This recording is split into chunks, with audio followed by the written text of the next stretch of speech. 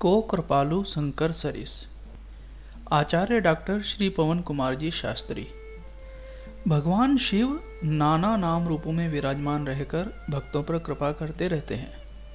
प्रभु का ऐसा ही एक दिव्य लिंग विग्रह मेरी निवास स्थली काशी के नरहरिपुरा नामक मोहल्ले में स्थित है, जहाँ देवाधिदेव महादेव श्री जगेश्वर महादेव प्रचलित नाम जागेश्वर बाबा के नाम से विराजमान होकर अपने भक्तों की रक्षा सुरक्षा करते हुए उनकी मनोकामनाएं पूर्ण करते हैं। हम स्थानीय जन श्री जगेश्वर महादेव को ही अपना परम आदरणीय हितैषी सुहन मित्र तथा अनन्य संरक्षक मानकर इनकी नित्य पूजा अर्चना करते हैं। भगवान भी हम पर सदैव अनुग्रह करते हैं। भगवान श्री जगेश्वर महादेव की ऐसी ही विलक्षण कृपा का एक स्वानुभूत प्रसंग प्रस्तुत है, जिसे मैं आज भी भुला नहीं पाता। मेरी बेटी के विवाह का अवसर था। सारी तैयारियां हो चुकी थी। विवाह के निमंत्रण दिए जा चुके थे।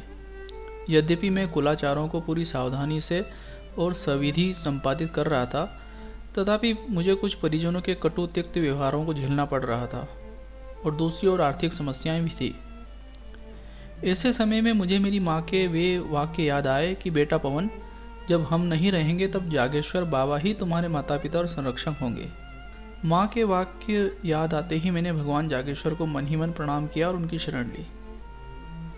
शिव समान दाता नहीं विपत विदारनहार, लज्जा मेरी राखियो नंदी के असवार। फिर क्या था, चारों ओर से अनुकूलता और सहयोग के प्रस्ताव आने लगे।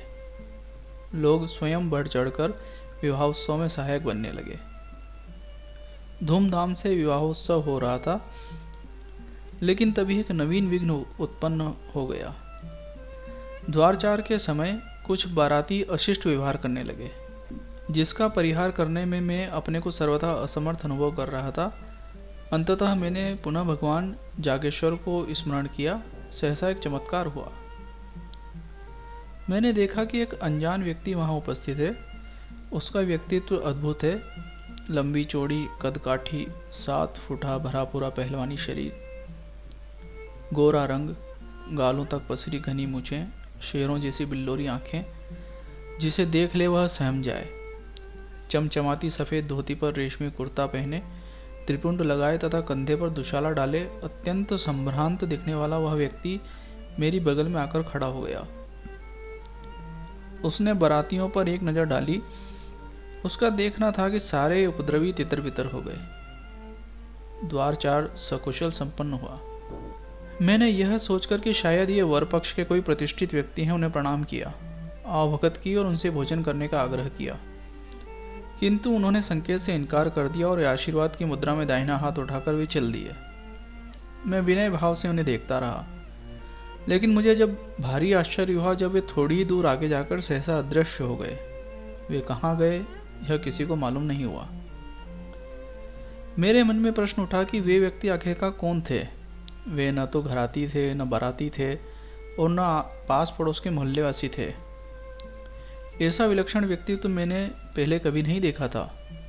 प्रश्न आज भी अनुत्तरित ही है, किंतु मैं यह समझता हूँ कि भक्त वत्सल जागेश्वर बाबा ही मेरी पुकार सुनकर मेरे द्वार पर पधारे तथा बारातियों के अशिष्टाचार से मेरी रक्षा करते हुए विवाहोत्सव का मंगलमय संपादन कराया। सचमुच भगवान शिव परम कृपालु हैं। गोस्वामी जी ने ठीक ही लिखा है कि को कृपालु शंकर सरिस। कैलाश मानसरोवर यात्रा में कृपानुभूति। श्री कृष्ण गोपाल जी गर्ग। यह बात सन 2012 ईस्वी की है, जब मेरा चयन विदेश मंत्रालय द्वारा कैलाश मानसरोवर यात्रा के लिए हुआ। मेरा चयन बैच नंबर 8 में हुआ था, जो कि दिल्ली से 13 जुलाई 2012 को रवाना हुआ।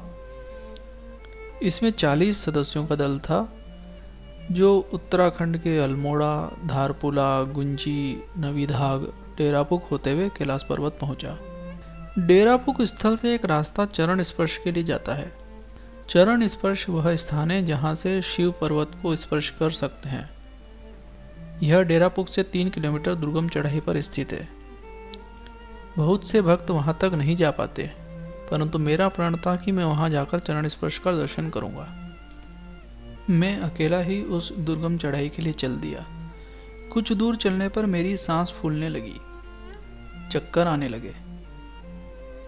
मैंने जैसे ही उस समय भगवान भोलेनाथ को दिल से याद किया तो मैं क्या चमत्कार देखता हूँ कि एक लामा सा दिखने वाला साधु वहाँ आया और मुझे एक जड़ी बूटी खिलाकर एवं मेरा हाथ पकड़कर चरण स्पर्श तक ले गया और फिर वो अचानक वहाँ से गायब हो गया।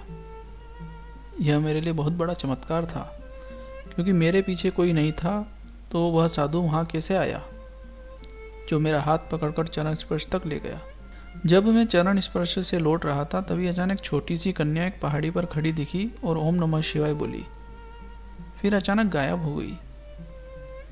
यह सब चमत्कार देखकर लगा कि वास्तव में कैलाश पर आज भी माता पार्वती के साथ भगवान भोलेनाथ साक्षात विराजमान हैं।